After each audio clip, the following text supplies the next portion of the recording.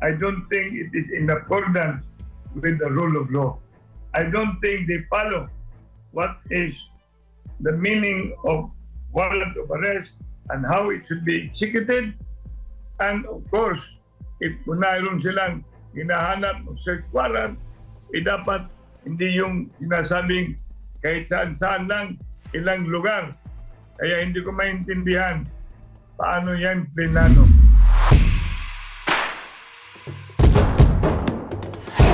Ang dala po nila, sir, ay arrest warrant at hindi po search warrant. Arrest warrant, di. Warrant of arrest. Tao ang ipangita. Tao. Di, tao ang ipangita, di ba? Opo. Di, pangitao ng tao. Pero kung usa ka tao lang ipangita, sa sintos kabuok ang nangambot, nabalaod pa na there is showing of superior strength, and that is not in line with what is the decorum and the proper procedure, ana. Ora unsa naman itong nasod? Unsa naman inani na rin? Normal na ba ni? MJ and Jade, tanawa na guna, unsa man na? Kinahanglan ba ito maabot, ana? Nako, Mayor, kung para lang din sa kaalaman ng lahat, bago po nagkaroon ng yung dahilan kung bakit nagkaroon ng gulungan diyan mismo sa compound, no, ng Kingdom of Jesus Christ, diyan po malapit sa airport, alas 4 po yun ng umaga. Tapos panahon po yun ng pagdarasal ng mga missionary workers po na nandoon, libo-libo po yan na nandoon po sa loob na yan po, tahanan po yan yung compound na yan, tahanan po yan ng libo-libo missionary workers. Biglang po, mula sa kapulisan, ito, pumasok yan po, biglang gumamit ng hagdanan, dumaan doon sa pader, hindi man lang dumaan doon sa mismong gate, napakalaki ng gate, tapos po pwede naman sanang magsabi kung magpasintabi po, papasok po kami, hindi, tignan po ninyo. Naglagay po sila ng mga hagdanan.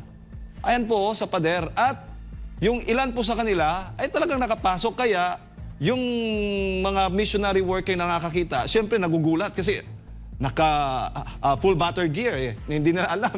Umagang-umaga po yun, Mayor. Ano bang unang reaksyon dyan? Oo.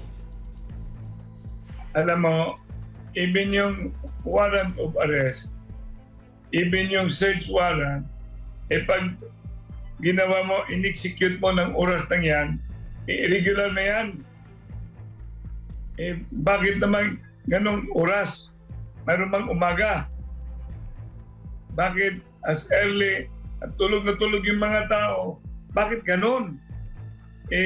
Saan sila kumuha ng sinasabi nating foundation sa action nila? If it can happen to Pastor Apollo Kibuloy sa Kingdom of Jesus Christ, nandun ako. Nakapunta ako dyan.